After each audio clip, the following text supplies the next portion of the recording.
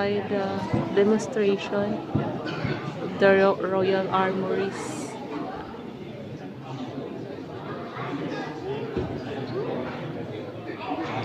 Combat demonstration. Combat demonstration. It's in the Oriental department. Yeah, Orient Department. Before we begin the tour. Yeah. Well, it was just about to start when we came in, so we came to this first and then we'll go around everything else. Yeah. Club, please may I have your attention? I'd like to introduce you all to the newest member of our squad, Major George Vickers. Major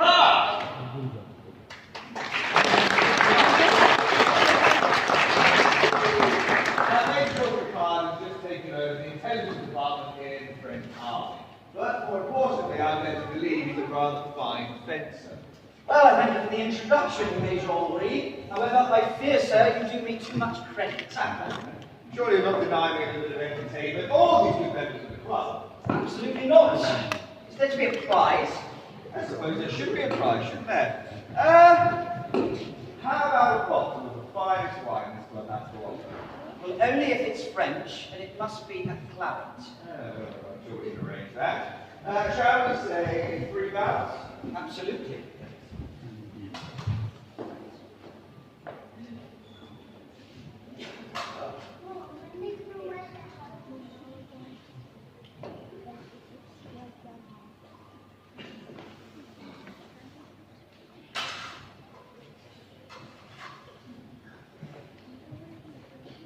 On guard. Et vous prêts? Oui. Allez! Oh! Touche. A very palpable hit, sir. First bout goes to you. Encore. On garde. Et vous prêts? Oui. Allez! Touché, monsieur! You're too fast for me. Thank you. It would appear that the final bout is to be the decider. On garde. Et vous prêts? Oui. Allez!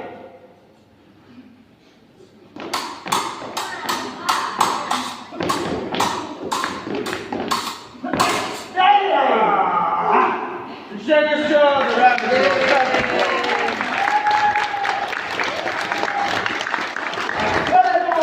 Warm welcome to the Royal Armouries.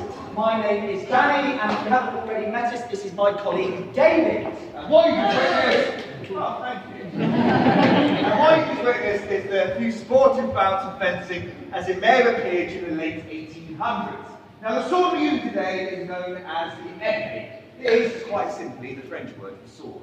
But we do use the word épée to refer to a more specific weapon in English, such as this modern fencing épée that you see today.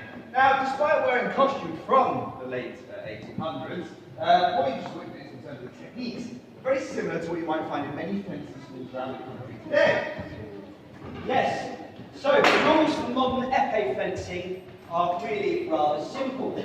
So you can hit your opponent with a thrust, all right, using the tip there. There's no edge, so you can't flick or slash with this weapon. And to defend yourself, all you're going to do is simply evade the opponent's blade or take it in what is known as a parry. So what we'll do is we'll try and bring that to life for you. So if I can get my very able colleague here, brilliant fencer, who's going to demonstrate for us the perfect lunge, the most basic attack. So, nice lunge. Absolutely, so you'll notice there, front leg nice and 90 degrees with the knee and the toe, outstretched back leg, perfect line through both the arm and the leg. Thank you very much, David. So if we take that a step further, what we'll do now is show you the basic attack and corresponding defences. So if we split my body up into quadrants, so we're going to go high left line, high right line, low left line, low right line. So we'll show you what that looks like in simple terms. So David gives me a high left, high right, bottom, and low line. So corresponding defences. We'll now take that a step further. So obviously, two fencers are never going to stand still on a fencing piece. It would never happen. You're going to be moving in a linear fashion, both defensively and offensively. So obviously, the lunge, David's already showed you, you're going to be advancing, advancing and lunging, advancing and lunging. I'm going to be doing the same going the other direction, defending, which is known as a retreat, retreat, or recover. So we'll show you what that looks like. So why don't you give me 3 straightforward lunges, see if you can do something fancy on the last one. Absolutely. So taking the blade there, advancing and retreating. So as you can see, the rules for modern épée fencing actually do allow for some quite realistic attacks. And the reason for this is that modern sport fencing can trace its origins all the way back to the original concept of the duel of honour. Yes, the duel of honour, an age-old tradition where two offended parties will meet up and settle their differences through force of arms. Now, these earlier duels were often conducted to the death. However, under Queen Elizabeth, thank God, that sort of dueling was made illegal here in England. Unfortunately for the Queen, it proved to be popular at practice, and people continued to duel well into the 18th and 19th century. So whilst the concept of dueling didn't actually change very much, what did change, however, was the kind of weapons that people were using. So in Elizabethan England, people would have been dueling with weapons such as this. This is what we call a rapier. Now this particular type of rapier that David's got today is what we call a cut hilt. It's actually quite Spanish in design. There were various other variants, and he's going to use that long blade in a thrusting manner, and you'll notice he's got a dagger, a short dagger in the opposing hand, and that can be used very, very effectively to parry your opponent's blade. So really useful. Moving forward into the 1700s, fashions and weapons began to change. So the weapon of the duelist, the gentleman, would be something that looked more like this. Much, much shorter, much lighter blade. This is known as a small sword for obvious reasons. And okay, now I don't have the dagger anymore because I'm able to move in perfectly at speed, get out of the way. Very, very neat light weapon and effective to use.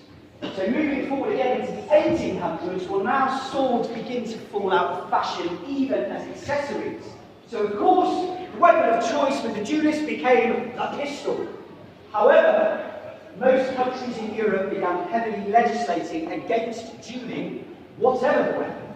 Well, except France, of course. France. The last duel of honour attack in France happened as late as 1967. If you don't believe me, you can go online, you can watch it. It was filmed.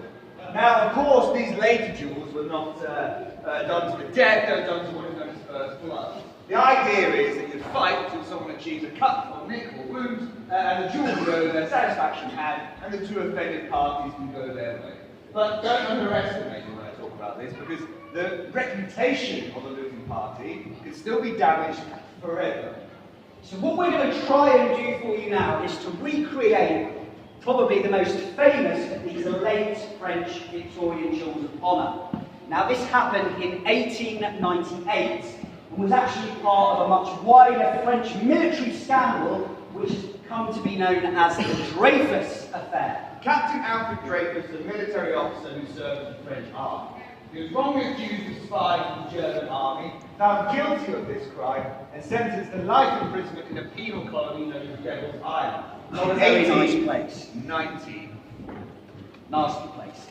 In 1896, the French military appointed a new head of their intelligence unit, and this was an officer known as Major Georges Picard, which is the character that I am playing today. Now, during the course of his investigations, Picard actually discovered some new evidence that implicated another rather dodgy French officer, Captain Esterhazy. So Georges Picard made it his moral duty and obligation to prove Alfred Dreyfus's innocence. However, during his investigations, he'd come across a rather obstructive officer of the name Hubert Joseph Henri, who had openly and quite publicly declared Picard quite simply as a liar! Well, this is an affront to my honour, sir, of course. Therefore, I challenge you to a duel to first blood, Which sir. I accept. Now, if we are to conduct a duel of first blood with you today, well, we are going to need our seconds. And our seconds are friends or associates of the duelists, and they're there to make sure that fair play is acted upon. We do have a slight problem, and that is, well, I hope you don't mind me saying this, yeah, Danny. Me and Danny don't have any friends, so we have no seconds. So instead, today, you shall be our second. So you lovely people over here, you shall be my second. You lovely people over here, you shall be Danny's second. And we've not forgotten about you. You shall be the final judges of today's duel. How's that sound? Yes? Excellent.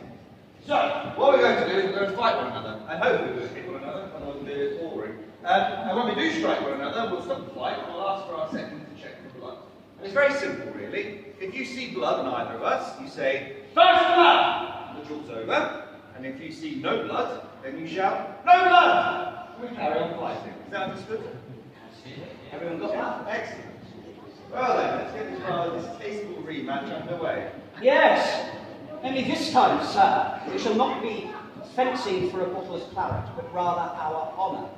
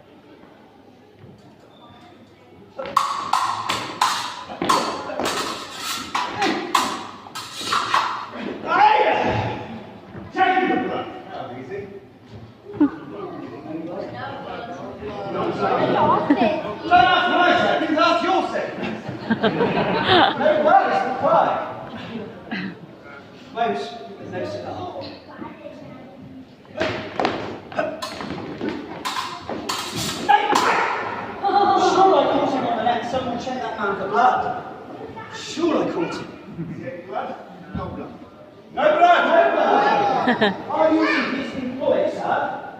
They are.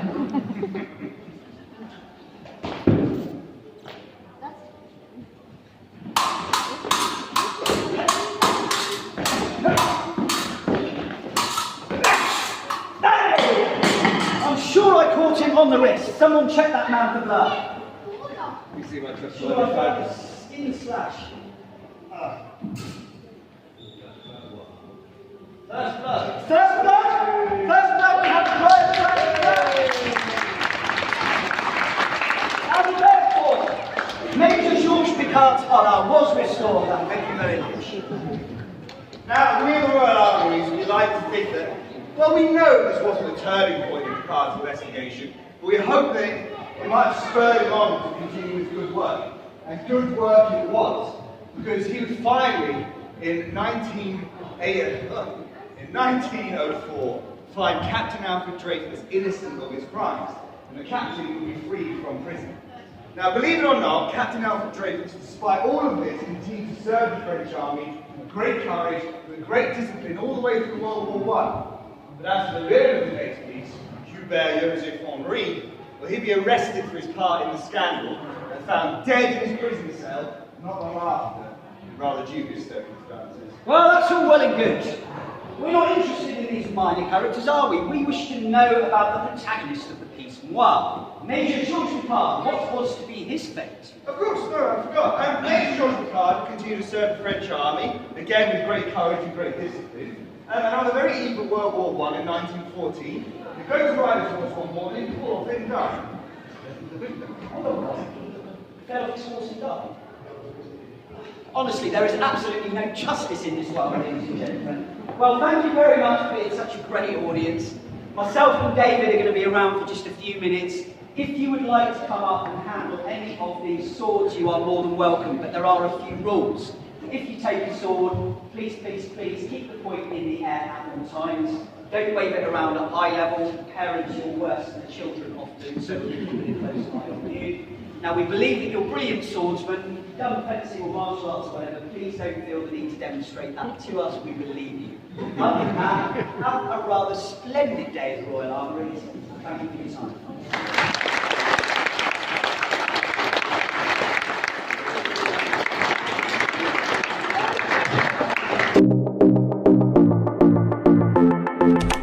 time.